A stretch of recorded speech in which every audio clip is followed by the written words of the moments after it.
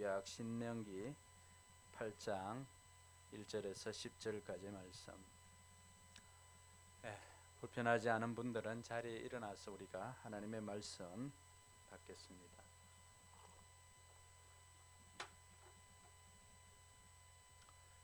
같이 읽겠습니다. 당신들은 오늘 내가 당신들에게 명하는 모든 명령을 잘 지키십시오. 그러면 당신들이 살아서 번성할 것이며 주님께서 당신들 조상에게 약속하신 땅에 들어가서 그 땅을 차지할 것입니다. 당신들이 광야를 지나온 40년 동안 주 당신들의 하나님이 당신들을 어떻게 인도하셨는지를 기억하십시오. 그렇게 오랫동안 당신들을 광야에 머물게 하신 것은 당신들을 단련시키고 시험하셔서 당신들이 하나님의 계명을 지키는지 안 지키는지 당신들의 마음속을 알아보려는 것이었습니다.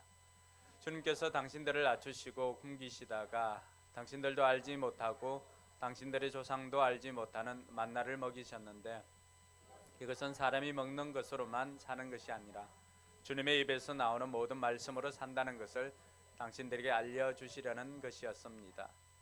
지난 40년 동안 당신들의 몸에 걸친 옷이 헤어진 일이 없고 발이 부르턴 일도 없었습니다.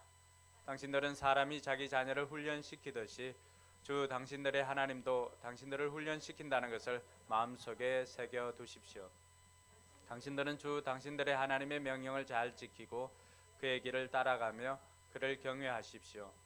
주 당신들의 하나님이 당신들을 데리고 가시는 땅은 좋은 땅입니다.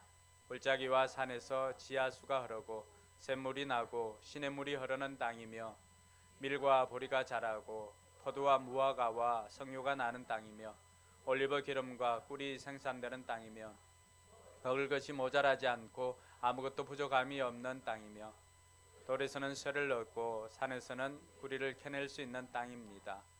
주 당신들의 하나님이 당신들에게 주신 옥토에서 당신들은 배불리 먹고 주님을 찬양할 것입니다. 아멘. 앞뒤 좌우로 인사합시다. 하늘 복 많이 받으시기 바랍니다.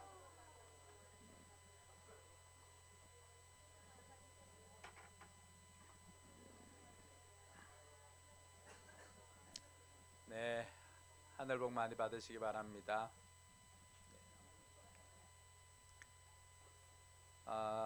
비가 와야 우리 이병근 성도를 만날 수 있다면 매주일 저는 비가 오도록 기도할 수 있습니다.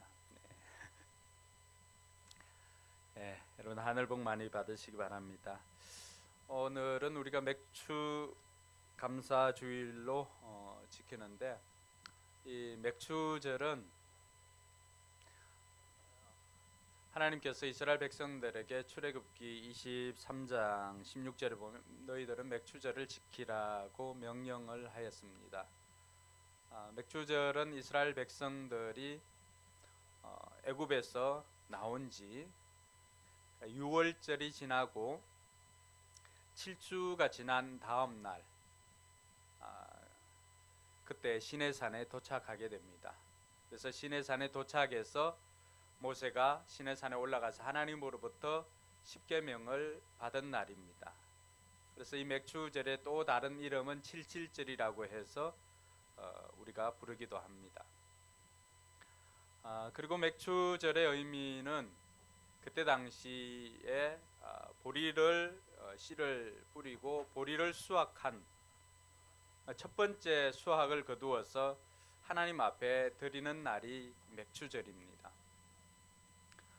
신약 성경에 가면은, 신약 시대에 가면은 이 맥주절은 6월절이 지나고 77절로 50일이 지난 그 날이기 때문에 우리는 이 날을 50일이 지난 날이라고 해서 오순절이라고 하는데, 이 오순절날 어떤 사건이 생겼냐 하면은 주님께서 제자들에게 부탁하고 제자들이 마가의 다락방에 늘 모여서 기도하다가 어느 날 기도하는 그들에게 성령이 강하게 임하게 됩니다. 그래서 그들이 불의 혀같이 갈라지는 성령을 경험하고 바람과 같은 성령을 경험합니다. 그 성령을 경험하고 난 다음에 그들을 통해서 세워졌던 것이 바로 교회입니다. 그래서 맥주절이 신약 성경에 오면은 오순절과 또 성령 강림절로 이렇게 변하게 됩니다. 감사하게도 우리 교회가 그것을 의도하고 설립 기념일을 지키는 것은 아닌데, 돌이켜 보니까 신약 교회가 시작되고 성령이 임한 그 날이 우리 교회 설립 기념일이라고 하는 것이 저는 말씀을 준비하면서 너무나 기뻤습니다. 우리 교회가 신약 교회를 회복하기 위해서 이 땅에 451번째의 강서구에 생긴 교회가 아니라 신약 교회를 회복하기 위한 그 첫 번째 교회가 되기를 소망해서 세워진 것이기 때문입니다. 그래서 이 날을 통해서 우리가 하나님께서 그동안 우리에게 베풀어 주신 그 은혜를 생각하며 하나님 앞에 영광 돌리는 저와 여러분들이 되기를 바랍니다. 신앙생활은 이처럼 해석입니다. 여러분들이 말씀을 듣고 그것을 어떻게 해석하는가가 신앙입니다. 그래서 종종 집사람은 저에게 꿈보다 해몽이 더 좋다고 이야기를 하는데 저는 동의합니다. 네. 하나님께서 이 땅에 우리 포커스 교회를 세워주신 것은 이 땅에 아직도 구원받은 백성들보다 구원받지 못한 백성들이 훨씬 더 많이 있기 때문에 우리 교회를 이곳에 세워주신 줄 믿으시기 바랍니다. 신약 교회가 시작된 것처럼 예수 그리스도를 구주로 영접해서 성령을 받은 저와 여러분들이 이 땅에 성령 공동체로 거듭나게 되기를 주님의 이름으로 축원합니다. 오늘 이스라엘 백성들에게 하나님께서 모세를 통해서 다시금 하나님의 명령을 생각하라고 오늘 우리가 읽었던 이 말씀을 주셨습니다. 그동안 우리가 생각할 때 이 광야, 이스라엘 백성들이 애굽에서 나온 출애굽을 해서 그들이 가나안에 가기까지 이 길은 직선길로 가면은 한 보름 정도만 되면은 충분히 들어갈 수 있는 그러한 길입니다. 그런데 하나님께서 이스라엘 백성들을 가나안으로 바로 인도하지 않고 이스라엘 백성들을 광야로 인도합니다. 그동안 많은 사람들이 저 역시도 그렇게 생각을 했었는데 이스라엘 백성들이 광야 40년을 흔히 우리가 이야기할 때는 뺑뺑이 이렇게 돌았다고 하거든요. 가데스 바네아부터 시작해서 계속 돌았는데 광야만 이렇게 뺑뺑뺑뺑 돌다가 그래서 40년을 했다는 거죠. 그래서 그 광야 40년을 우리가 해석을 할 때 성경에 다른 부분들도 그렇게 기록되어져 있지만 이스라엘 백성들이 하나님의 말씀에 불순종해서 이스라엘 백성들이 애굽에서 나왔던 그 첫 세대들은 여호수아와 갈렙 외에는 그 광야에서 다 죽게 되었습니다. 그래서 우리가 이 광야를 해석을 할 때는 하나님 앞에 불순종한 백성들이 징계를 받은, 징벌을 받은 것으로 해석을 합니다. 이것을 우리의 삶에 적용을 해보면은 우리의 삶에 고난이 생기거나 또 우리의 삶에 어려움이 생기거나 우리의 삶에 아픔이 생길 때 우리가 먼저 생각하는 것은 내가 하나님 앞에 제대로 살지 못했기 때문에 내게 이런 어려움이 왔는가, 이게 하나님의 벌인가 이렇게 생각할 때가 많이 있습니다. 근데 오늘 모세를 통해서 하나님께서는 또 다른 관점으로 우리에게 이 광야길을 허락한다는 사실을 깨닫게 됩니다. 그동안에는 그냥 잘못했기 때문에, 불순종했기 때문에 벌받는 곳으로 이렇게 생각을 했었는데 하나님께서는 벌받는 것이 아니라 이 광야를 하나님의 훈련의 장소로, 훈련소로 만들어 두었다는 것입니다. 그러면 이것을 우리의 삶에 적용하면은 우리의 삶에 일어나는 수많은 고난과 어려움과 아픔들,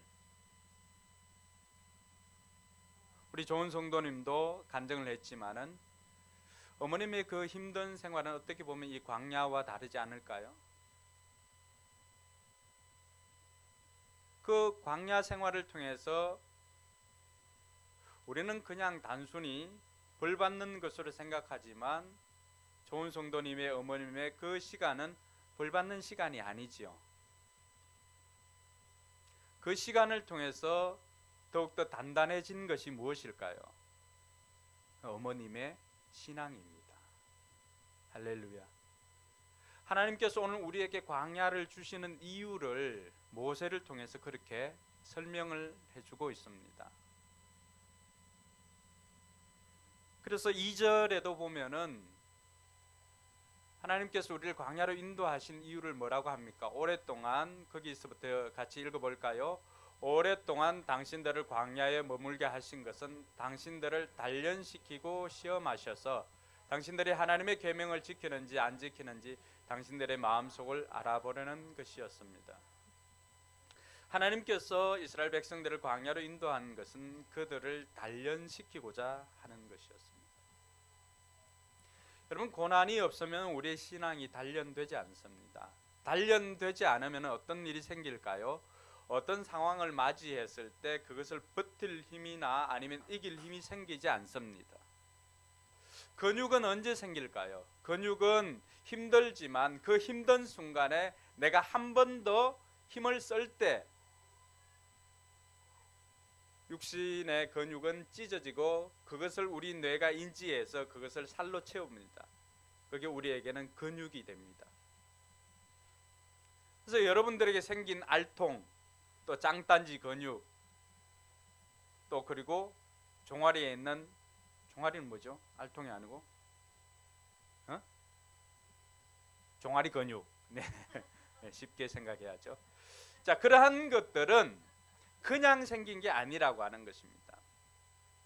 지원이 살을 보면은 지금 보들보들한데 얘가 얼마나 힘을 주는지 모릅니다. 방구만 낄 때 힘 주는지 알았더니만 평소에도 얼마나 힘을 주는지 모릅니다. 자, 이 힘을 주는 것을 통해서 뭐가 생길까요? 어느 날 보면 여기에 볼록, 다리에도 볼록 이렇게 근육이 생깁니다.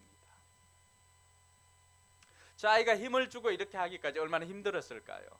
근데 그 힘든 것을 이겨내면서 그 순간에 한 번 더 힘을 줄 때 그것이 근육이 되는 것처럼 우리 인생에서 어려움이 생기거나 이럴 때 그 어려움은 우리가 신앙생활을 잘 못해서 또 주의를 한번 빠져먹어서 그렇게 벌 받는 게 아니라고 하는 것입니다.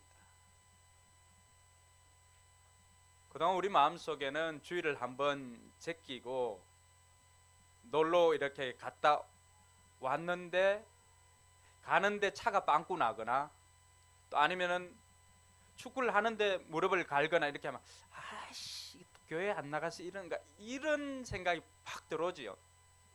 물론 그럴 수도 있습니다. 하나님께서는 그 일들을 통해서 우리를 더 단련시키고자 하는 하나님의 뜻이 있음을 깨달을 수 있기를 바랍니다. 하나님께서는 한 걸음 더 나아가서 5절에 보니까 5절에는 우리를 광야로 인도하시는 이유가 있습니다. 같이 읽겠습니다.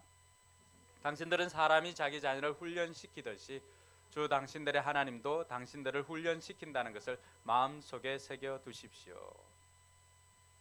우리가 자녀들이 바르게 자랄 수 있도록 양육을 하고 훈련을 합니다. 때로는 우리 마음이 약해서 자녀들이 넘어지면은 엄마가 더 놀라가지고 어휴 이렇게 해가지고 퍼뜩 일으키고 이렇게 하는 경우가 있는데, 넘어지고 나면은 넘어질 때 부모들이 조금 더 기다려주는 여유가 필요합니다. 그때 아이가 그 넘어짐에서 스스로 일어날 수 있는 힘을 키울 수가 있습니다. 그러나 대부분의 우리 부모님들이 하는 것이 무엇입니까? 넘어지면은 마치 큰일이라도 난 것처럼 쫓아가서 빛의 속도보다도 더 빨리 쫓아가서 아이보다도 더 깜짝 놀라면서 아이들을 더 놀래켜 줬죠. 그러고는 아이를 일으킵니다. 그럼 그 아이가 언제 근육이 생길까요? 엄마가 다 일으켜주고 엄마가 다 해주는데, 넘어졌을 때 그 순간에 딛고 일었을 때 팔 힘과 다리 힘이 자라나는 것을 믿으시기 바랍니다. 하나님께서 우리가 이 땅에 살아갈 때 우리를 훈련시키고 싶은 이유는 고생하라고 하는 게 아니에요. 훈련의 이유는 그 훈련을 통해서 우리의 믿음에 근력이 생기고 나면은 우리의 실상 삶 가운데서 승리를 위해서 우리에게 훈련을 시킨다는 사실입니다. 할렐루야. 그래서 하나님께서 우리가 자녀를 훈련시키는 것처럼 하나님도 우리를 훈련시킨다는 사실을 우리가 마음속에 새겨둘 필요가 있습니다. 그래서 어떻게 보면은 우리가 살아가고 있는 이 삶의 현장은 하나님의 훈련소다라고 이해를 하시면 좋겠습니다. 하나님께서는 우리가 연약한 채로 그냥 쓰러지는 존재가 아니라 하나님께서는 이 땅 가운데서 날마다 승리의 삶을 살아가는 전사로 저와 여러분들을 키우고 싶다는 사실입니다. 그래서 우리의 외모나 우리가 가지고 있는 환경이나 이런 것에 좌우하는 것이 아니라 하나님께서는 우리를 믿음의 전사로 키우고 싶은 하나님의 마음 때문에 애굽에서 종살이하고 종의 근성을 가지고 살아가는 그 사람들을 이제는 자주적인 시민으로 하나님의 시민으로 키우고 싶어서 하나님께서는 그 광야를 통하여서 훈련을 통해서 노예 근성을 없앤 것입니다. 그리고 그곳에서 시민으로 자라날 수 있도록 하나님의 시민으로 자라날 수 있도록 하나님께서는 훈련을 시켰던 것입니다. 종종 우리의 삶에 우리가 원하지 않는 고난이 있습니다. 그 훈련을 통해서 하나님께서 우리에게 기대하는 것이 무엇일까요? 그것은 늘 누가 세워주는, 누가 먹여줘서 먹을 수 있는, 자기 주체적으로는 아무것도 생각할 수 없는 그런 노예 근성을 가지고 살아가는 죄의 종이 아니라 하나님 나라의 시민으로서, 자주적인 시민으로서 자발적으로 하나님을 찬양하고 자발적으로 하나님 앞에 나오고 자발적으로 하나님과 관계를 맺는 그런 사람으로 자랄 수 있도록 훈련시키고자 하는 하나님의 뜻이 있음을 깨닫기를 바랍니다. 이 훈련의 강도가 세면 셀수록 하나님께서 우리에게 기대하는 바가 크다고 하는 것을 알 필요가 있습니다.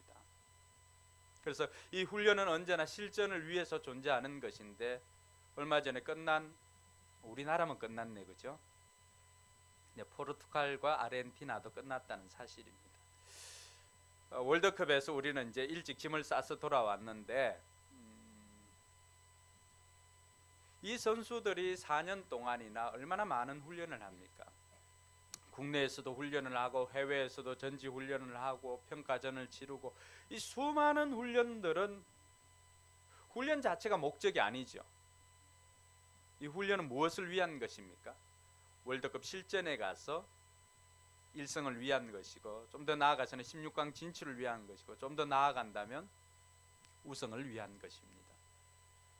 그래서 이 훈련이 강하면 강할수록 선수들의 체력이나 이 모든 것들이 실전에 맞춰져 있다는 사실입니다. 저와 여러분들의 신앙도 마찬가지입니다. 저는 우리 포커스 교회 성도들에게 기대하는 것은 우리의 신앙이 동물 안에 있는 호랑이가 아니라 동물원 안에 있는, 여기도 단어 하나가 빠졌죠.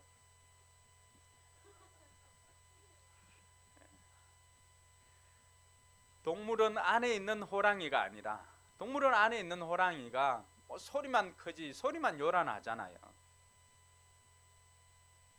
이것을 우리가 산길을 가다가 만났다고 한번 생각해 봅시다. 저는 우리 포커스교회 성도들의 삶이 산길에서 만나는 호랑이가 되기를 주님의 이름으로 축복합니다. 우리끼리만 여기서 자라면 무슨 의미가 있겠어요? 제가 늘 예를 들지만 소금 자루에 있는 소금이 나는 염도 99%, 나는 염도 3%, 이게 무슨 의미가 있습니까? 그 안에 있으면 다 짜지요. 그 안에서도 제대로 살지 못한다는 것은 진짜 소금인지 물어봐야 되죠. 미원 아닌지 점검을 해봐야 됩니다. 정작 이 소금이 영향력을 발휘하는 것은 바깥 세상에서 국에 들어갈 때나 이 간을 맞출 때죠. 우리의 신앙이 제대로 점검되어지는 것은 교회 안에서가 아닙니다. 교회나 목장이나 가정이나 직장에서 훈련받았던 것을 이제 삶을 통해서 삶에서 살아낼 때 그것이 영향력이 있는 것이지, 우리끼리만 여기서 맨날 우리끼리만 좋아서 우리끼리만 잔치하는데 그게 무슨 의미가 있겠습니까? 그래서 우리 성도들은 삶 속에서 더 실제적인 신앙인으로 살아가는 게 제 목양의 목표이기도 합니다.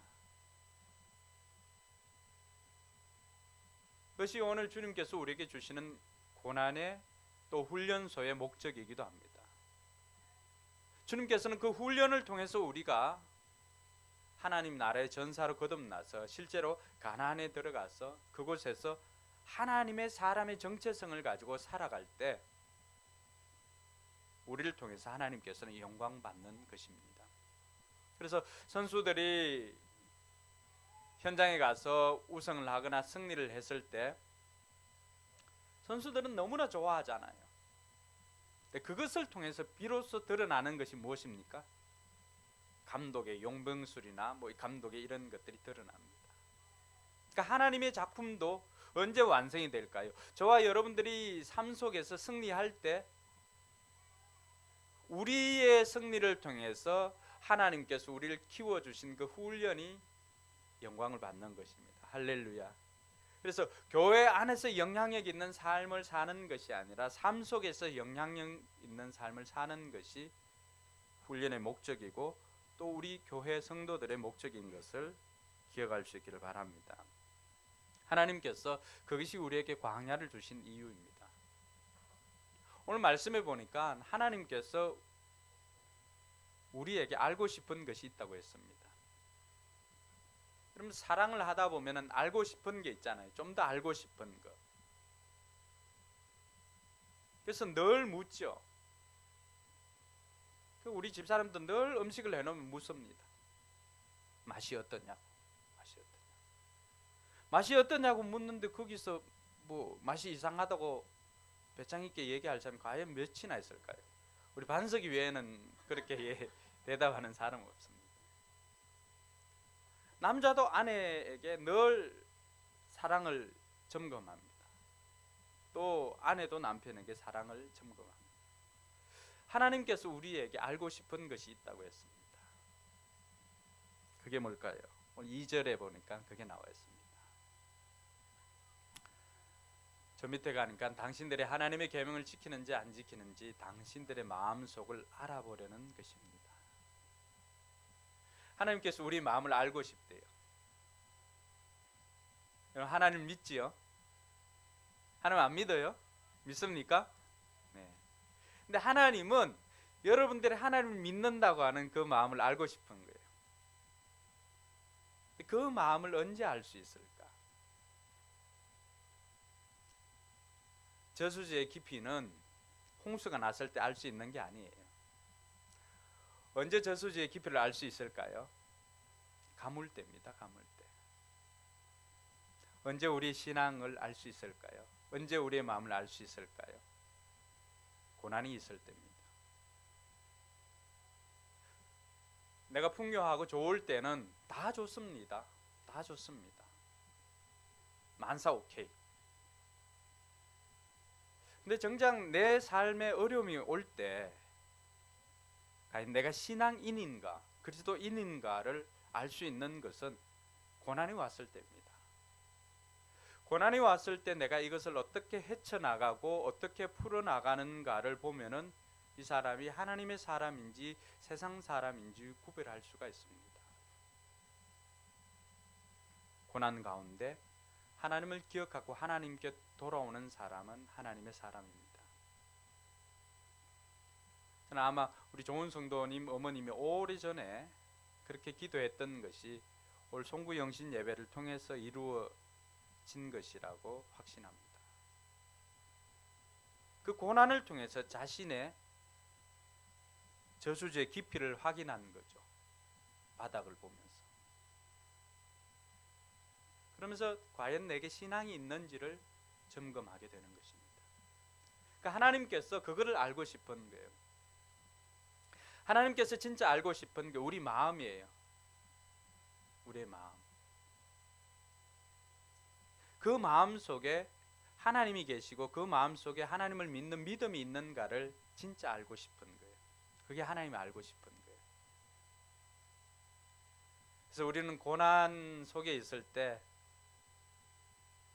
부끄럽지만 우리의 믿음을 이렇게 보여줍니다. 하나님, 요만큼밖에 없네요.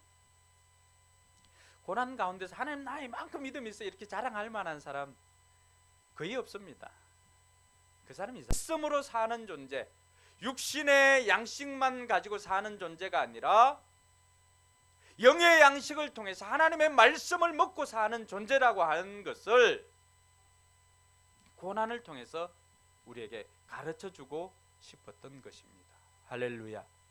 그래서 고난 가운데 우리가 점검해야 될 것은 하나님께서 하나님의 사람으로서 내가 세상 사람들과 똑같은 돈의 가치관으로 사는 것이 아니라 하나님께서 하나님의 백성답게 사는 것은 말씀을 붙잡고 어려움을 이기며 살아가는 것이 하나님의 뜻이구나라고 하는 것을 우리가 배워야 합니다.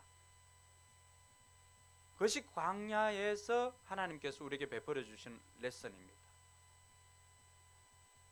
믿음의 선배들은 다 이 레슨 과정을 거쳤습니다. 모세가 한 40년, 한 80년 동안 그곳에서 레슨을 받고 40년 레슨 받고 40년을 그렇게 살았습니다. 배운 대로. 요셉, 바울 누구나 예외 없습니다. 누구나 예외 없습니다. 하나님의 일을 하고자 하는 하나님의 사람들은 예외 없이 이 광야에서 다 레슨을 받았습니다. 그 레슨을 통해서 그들이 배운 것은 딱 하나입니다. 하나님의 사람은 먹는 것으로 사는 게 아니라 하나님의 입에서 나오는 말씀으로 사는 존재구나라고 하는 것을 깨닫고 그들은 더욱더 하나님 앞에 가까이 나아갔습니다.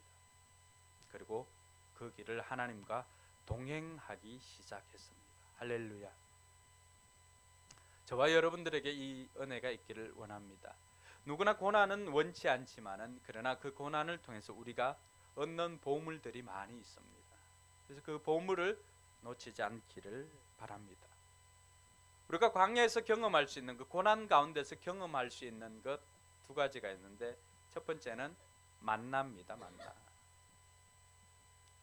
이 만나는 애굽에서 먹어보지 못했던 음식입니다. 가나안에서도 먹을 수 없는 음식이었습니다. 만나는 오직 어디에만 존재했습니까? 광야에만 존재했습니다. 광야에서 하나님께서 이 이스라엘 백성들을 이들이 농사를 짓습니까? 뭘 합니까? 아무것도 하지 않잖아요. 근데 훈련소에 하나님께서 들으라고 한 거잖아요. 자, 훈련소에서 들으라고 했을 때 훈련소에서 훈련병들이 먹을 거 걱정하나요? 조 중대장님 어떻습니까? 훈련소에서 병사들이 먹을 거 걱정하나요? 그렇지 않죠. 예. 중대장은 늘 실망을 먹지만 병사들은 밥을 먹습니다.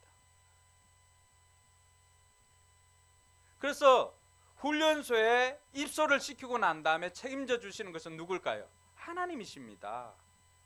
우리를 그곳으로 불러주신 하나님께서 책임져 주시는데 뭘로 책임져 주십니까? 이스라엘 백성들에게 만나로 먹이셨습니다. 그래서 이 만나의 다른 이름은 은혜입니다. 고난 가운데서 광야에서만 경험할 수 있는 것이 하나님의 은혜입니다. 광야가 아니고서는 도무지 그것을 경험할 수가 없습니다. 어려움 가운데서 경험할 수 있는 것이 은혜입니다. 이것은 전적인 하나님으로부터 내려오는 것입니다. 은혜라고 하는 것이 그것입니다. 은혜는 내가 만드는 것이 아닙니다. 은혜는 주어지는 것입니다. 이것은 광야에서만 경험할 수가 있습니다. 여러분, 고난 가운데서 경험할 수 있는 것이 뭘까요? 고난 가운데서는 비로소 누가 나를 도와줄 것인가에 대한 그 답을 얻습니다. 아무도, 사람들이 나를 도와주는 것이 아니라 하나님께서 나를 도와주신다는 사실을 깨닫게 됩니다. 그것이 바로 광야에서 내렸던 만나의 또 다른 이름입니다. 그래서 우린 그것을 은혜라고 부릅니다. 여러분, 고난 가운데서도 그 고난 가운데서도 이 은혜를 만나게 되면 우리가 살아갈 수가 있습니다. 먼저 만났던 사람도 있고 또 앞으로 만나게 될 사람들도 있지만은, 그러나 분명히 기대할 것은 그 가운데 역사하시는 만나 하나님의 은혜를 경험하는 저와 여러분들이 되길 주님의 이름으로 축원합니다. 뿐만 아니라 4절에 보니까 광야에서만 경험할 수 있는 것이 있습니다. 같이 읽어볼까요? 지난 40년 동안 당신들의 몸에 걸친 옷이 헤어진 일이 없고 발이 부르튼 일도 없습니다. 이스라엘의 노력이 아닌 위로부터 부어지는 은혜가 있습니다. 이 40년 동안 제가 오늘 와이셔츠 이렇게 입으면서 집사람한테 그런 이야기했는데, 야, 이거 한 10년은 입은 것 같다. 그러니까 이렇게 좀 더 얇아진 것 같아요. 근데 이스라엘 백성들은 40년 동안 그들이 옷을 살 마트가 어디 있습니까? 신발을 살 마트가 어디 있습니까? 그냥 쪼리 한 짝 신고 나섰던 길입니다. 여러분, 우리가 쪼리를 신고 해수욕장에 가잖아요. 또 아니면은 뭐 갯벌로 간다. 그 쪼리는 그날부로 끝이지요. 들어가서 잘못 당기는 순간에 쪼리는 끝장납니다. 근데 그 쪼리를 신고 40년을 버텼다니까요. 그 내 힘으로 가능한 겁니까? 한 벌 옷을 가지고 40년을 버텼어요. 그 바람 폭풍이 있는 광야에서, 그 떼약볕이 내려는 광야에서.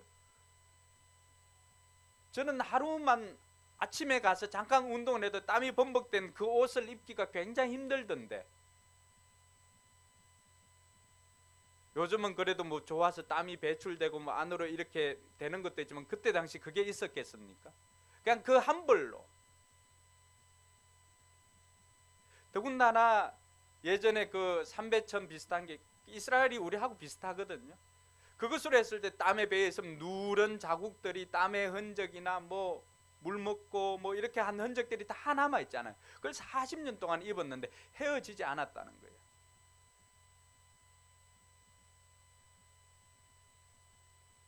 이거는 다른 데서는 경험할 수 있는 게 아닙니다. 오직 광야에서만 경험할 수 있는 것입니다. 그래서 광야에는 보호하심과 인도하심이 있습니다. 광야가 아니고서는 참 경험하기 힘든 것입니다. 그러니까 하나님께서 우리가 훈련소에 이렇게 들어갈 때, 고난 가운데 있을 때 하나님께서는 고난 가운데서는 다른 일들을 신경 쓰지 않도록 그곳에만 집중할 수 있도록 다른 모든 것들을 다 차단시켜 주시고 지켜주시고 보호해 주십니다. 그러니까 신발 따를 겨를이 없는 거예요. 옷이 헤어질 겨를이 없는 거예요.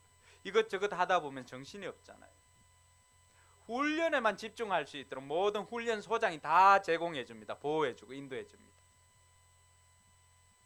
그것이 훈련소 안의 상황입니다.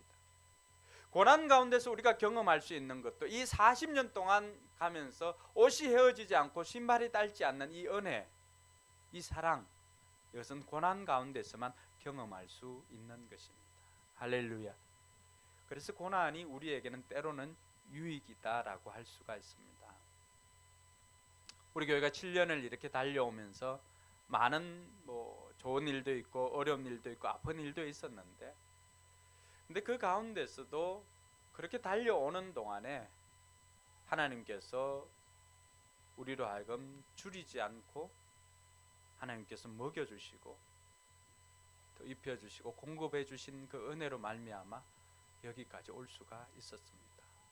이것은 광야를 지나는 자들에게 주시는 하나님의 은혜라고 하는 사실입니다. 할렐루야. 우리 교회뿐만이 아니라 저와 여러분들의 삶에도 이 은혜가 있기를 주님의 이름으로 축원합니다. 하나님께서 우리를 실전에서 싸우게 하고 실전에서 승리를 위해서 이 훈련을 주셨는데, 이스라엘 백성들에게는 왜 이 훈련을 주셨을까요? 7절부터 시작해서 10절까지 이렇게 전체적으로 보니까, 이들이 이스라엘 백성들이 애굽에서 나와서 최종 목적지가 어디예요? 가나안이죠. 가나안. 가나안에 들어가면 어떤 일이 생깁니까? 그 땅이 좋은 땅입니다. 골짜기와 산에서 지하수가 흐르고 샘물이 나고 시냇물이 흐르는 땅입니다. 광야에서는 경험해 보지 못했던 것이잖아요. 그렇죠? 물 한 방울이 얼마나 귀합니까?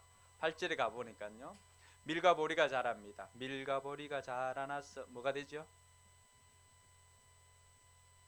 그런 노래 안 했나요? 농부가 씨를 뿌려 뭐 그런 거 있습니다. 포도 죄송합니다. 맥락이 끊겼죠. 포도와 무화과와 석류가 나는 땅입니다. 종살이 할 때는 경험해보지 못했던 것입니다. 올리브 기름과 꿀이 생산됩니다. 잼이기도 합니다. 먹을 것이 모자라지 않습니다. 부족하지 않습니다. 돌에서는 뭘 얻습니까? 쇠를 넣습니다. 산에서는요 구리를 넣습니다. 그래서 이 이집트에서 이스라엘로 들어가는 에일랏을 통과할 때 이렇게 가보면 이집트 지나가다가 이렇게 보면은 그 에돔이나 이런 산이 붉습니다. 붉어 있습니다. 에돔 이름 자체도 붉다라고 하는 뜻이지만 그게 다 구리 광산입니다. 그냥 캐내면 되는 거예요. 우리는 탄을 캐기 위해서 어떻게 합니까? 저 강원도 태백에 가보면 갱도를 이렇게 파가지고 지하로 들어갑니다. 수키로를 들어갑니다. 그래서 마지막에 들어갔을 때 아무것도 보이지 않는 그곳에서 있는 것을 우리는 인생에 비유합니다. 뭐라고 합니까? 막장이 극입니다. 막장 인생. 막장은 갱도를 지나가가지고 막장에는 아무것도 없습니다. 막장에서 하는 것은 거기서 부목을 설치를 하고 그리고 이 폭발을 시키고 난 다음에 거기서 하나하나씩 해나가는 것입니다. 더 이상 다다를 것이 없는. 그렇지만 여기에서는 그렇지 않습니다. 캐면 그게 굴입니다. 캐면 산 쇠입니다. 그러니까 얼마나 풍성합니까? 10절에 보면은 하나님께서 하나님의 의도를 우리에게 보여주십니다. 같이 읽겠습니다. 주 당신들의 하나님이 당신들에게 주신 옥토에서 당신들은 배불리 먹고 주님을 찬양할 것입니다. 이것 때문입니다. 배불리 먹을 때 주님을 찬양하도록 하기 위함입니다. 여러분 최소한 신앙생활 하고 나면은 신앙생활 하는 이전보다는 최소한 물질적으로도 잘 살게 됩니다. 할렐루야. 그렇게 됩니다.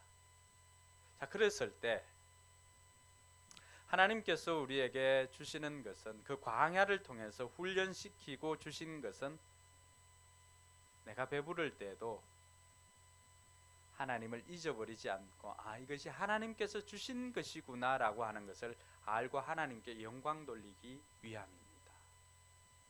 가나안에서 풍성함을 누릴 때 더 욕심내지 않고 하나님을 바라보면서 감사와 찬양을 할 수 있게 만드는 것이 하나님께서 이 훈련소를 주신 목적입니다. 저와 여러분들에게도 하나님께서 고난을 주신 것은 그 고난을 통해서 우리가 내가 내 힘으로 사는 존재가 아니라 하나님께서 베풀어 주신 은혜로 사는 존재인 것을 깨닫게 해주시고는 풍성함을 누릴 때에도 내가 마치 그것을 이룬 것이냐 나를 자랑하는 것이 아니라 나를 나되게 하신 하나님을 자랑하는 것이 목적입니다. 할렐루야. 그래서 우리가 승리하기 위해서 필요한 것이 있습니다. 첫 번째는 기억하는 것입니다. 오늘 2절 말씀에도 보면은 하나님께서 이스라엘 백성들에게 주신 것이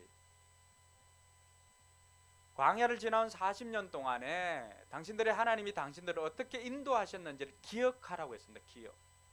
이 기억이라고 하는 것은 굉장히 중요합니다. 신앙에도 굉장히 중요하고 학습에도 굉장히 중요합니다. 기억하지 못하면은 활용할 수가 없습니다. 그죠?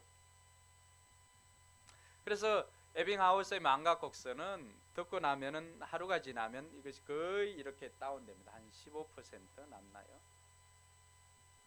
그래서 이것을 다시 이렇게 올리기 위해서는 반복합니다. 반복.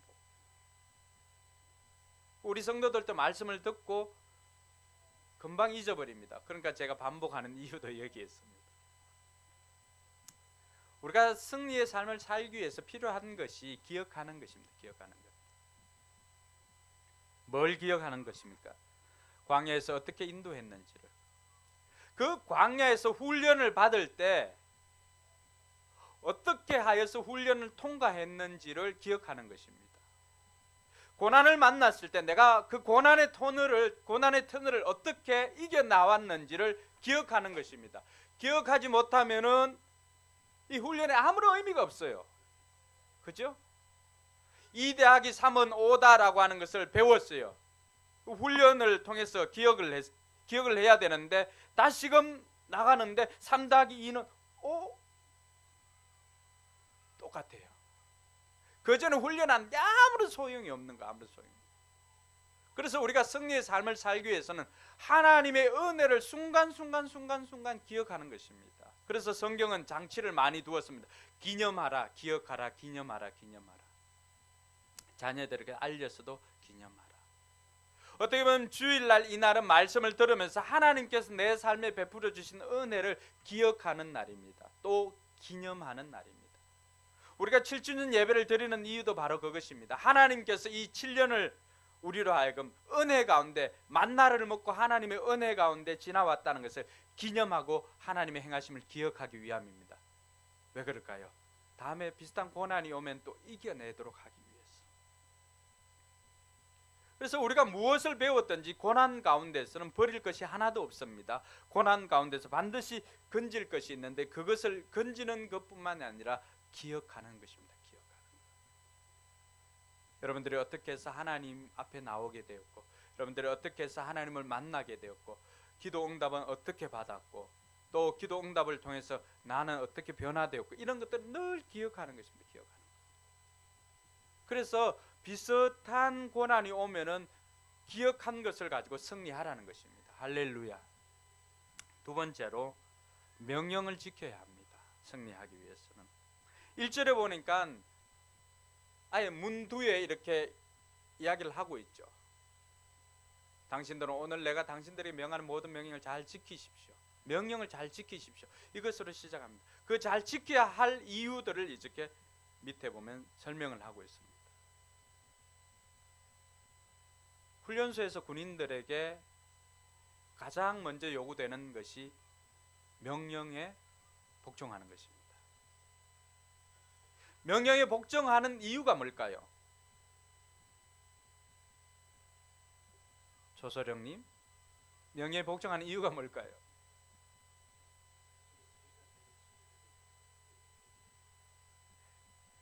최종 골은 뭐죠? 예, 그겁니다. 명령에 복종하는 이유는 전시에서 지휘관의 작전대로 따라가지고 최종 승리를 위해서 명령에 순종해야 됩니다. 거기는 우리의 안전도 달려 있습니다. 우리의 생명도 달려 있습니다. 우리의 축복도 달려 있습니다. 휴가증은 중대장이 끊어줍니다. 물론 인사계가 발부하지만. 그것을 주는 분은 누굴까요? 지휘관입니다. 훈련소에서 우리의 지휘관이 누굽니까? 우리의 삶을 지휘하시는 분이 누구예요? 하나님이십니다. 그 하나님의 명령을 들어야만이 우리가 우리의 삶의 전시에서 승리할 수가 있습니다. 할렐루야. 그래서 전쟁은 명령대로 하는 것입니다. 하나님의 명령대로 하는 것입니다. 우리가 하나님께서 가르쳐주고 싶은 것이 무엇이었습니까? 말씀대로 살아가는 것을 가르쳐주고자 했던 것입니다. 너희들이 먹을 것으로만 사는 인생이 아니라 말씀대로 사는 존재라고 하는 것을 가르쳐주심으로 하나님께서는 우리에게 명령을 지키라고 이야기를 하고 있습니다. 그 명령이 기록된 것이 하나님의 말씀입니다. 이것이 우리의 기준이고 이것을 그래서 우리는 바이블이라고 합니다. 캐논입니다. 명령을 지켜야 우리가 살 수가 있습니다. 그래서 하나님의 길을 따라가는 것입니다. 6절에도 보면 하나님의 길을 따라가면 결국 우리에게 남겨진 것은 승리가 우리에게 남겨지게 될 것입니다. 할렐루야. 마지막으로 승리를 위해서 우리가 해야 하는 것은 10절에 나와 있는 것처럼 찬양하는 것입니다. 다른 말로 표현하면 감사하는 것입니다. 맥주 감사주일은 그런 날입니다. 6개월 동안 우리가 삶의 전장 가운데서 승리한 것을, 승리의 개선가를 부르면서 나와서 거두어들인 그 전쟁에서 획득한 것을 가지고 하나님께 올려드린 것입니다. 하나님이 이거 하나님께서 주신 것입니다. 하나님께서 내 삶에 승리를 주셔서 내가 하나님 앞에 영광 돌립니다 하고 예물을 드리는 날이 맥주 감사 주일인 것입니다. 그래서 여러분들이 6개월 동안 하나님께서 여러분 삶에 베풀어 주셨던 그 전리품들 그 가운데 구별해서 하나님 앞에 드리는 날이 맥주 감사 주일입니다. 그래서 올해는 여러분이 그것을 다 알지 못하여서 작게 이렇게 드렸다면은 내년부터는 여러분 6개월 동안 전리품을 거두어 드리는 것 중에 하나님께서 구별하여서 한 달 11조 양만큼 그 이상으로 하나님 앞에 드리게 되기를 주님의 이름으로 축복합니다. 우리가 감사하고 찬양해야 이것이 어디로부터 왔다는 것인가를 고백하는 것입니다. 내 힘이 아니라 하나님께서 공급해 주시는 힘입니다라고 고백하는 것입니다. 배부를 때 찬양할 수가 있어야 됩니다. 배부를 때 감사할 수가 있어야 됩니다. 그것 때문에 우리가 훈련하는 것입니다. 아굴의 잠언을 우리가 보고 마치도록 합니다. 여러분 성경을 찾아보십시오. 잠언 30장 7절에서 9절.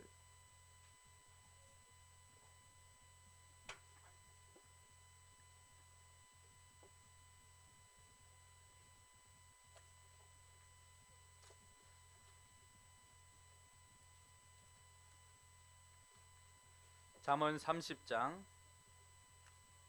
7절에서 9절 보면은 잠언 아굴의 기도가 나옵니다. 예, 찾았으면 같이 한번 읽어볼까요? 내가 두 가지 일을 주께 구하였사오니 내가 죽기 전에 내게 거절하지 마시옵소서. 곧 헛된 것과 거짓말을 내게서 멀리하옵시며 나를 가난하게도 마옵시고 부하게도 마옵시고 오직 필요한 양식으로 나를 먹이시옵소서. 혹 내가 배불러서 하나님을 모른다 여호와가 누구냐 할까 하오며 혹 내가 가난하여 도둑질하고 내 하나님의 이름을 욕되게 할까 두려워함이니이다. 아굴은 두 가지 기도를 했습니다. 내 삶에서 허위와 거짓을 버려주십시오. 또 한 가지 기도는 나로 가난하게도 마옵시고 부유하게도 마옵소서. 왜냐하면은 가난해서 다른 사람들과 도둑질을 할까 염려가 되고 또 너무 배불러서 이 하나님 누구냐 내가 냈는데 내가 한 건데 뭐 하나님 이렇게 배불러서 하나님을 배신하지 않도록 하기 위해서 이 두 가지 기도를 했습니다. 그래서 필요한 양식만 주십시오 고백했는데 저와 여러분들에게도 하나님께서 이 은혜를 주시기를 우리가 구해야 할 것입니다. 그래서 맥주 감사주일에 우리는 이 기도를 합시다. 하나님 허위와 거짓말을 제게서 멀리하게 하여 주시고 가난하게도 마옵시고 부유하게도 마옵소서. 저에게 필요한 양식만을 주시옵소서. 여러분들이 타인을 위해서 좀 더 많이 베푸는 사람 같으면 좀 더 많이 주시겠지요. 근데 여러분만을 위해서 산다면은 여러분만에게 필요한 것을 주실 것입니다. 그래서 많이 필요한 사람에게는 많이 주시고 또 적게 필요한 사람에게는 적게 주시고 공평하게 주시는 하나님이십니다. 그 하나님 앞에 감사하여서 승리하는 저와 여러분들 되기를 주님의 이름으로 축원합니다. 기도하겠습니다.